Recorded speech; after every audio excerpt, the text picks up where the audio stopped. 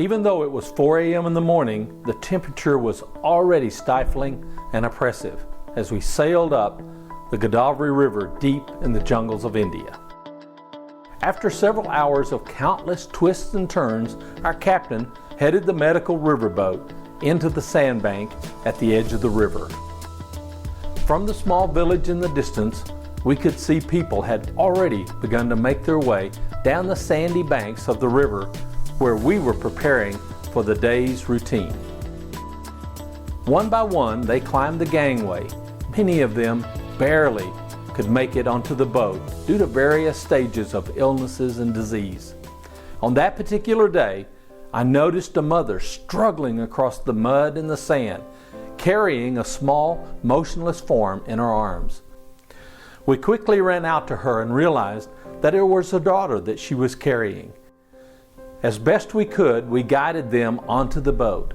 Before long, the doctor had begun his examination. We could see the look of concern on the doctor's face as he looked over the results of several tests, then bent down over the girl and began listening to her heart once more.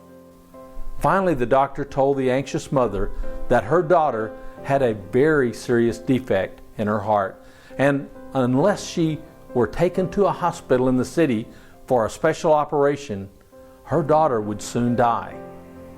Trying to hide her tears, the mother looked up and told us that she had no way to get into the city, let alone to pay for the surgery.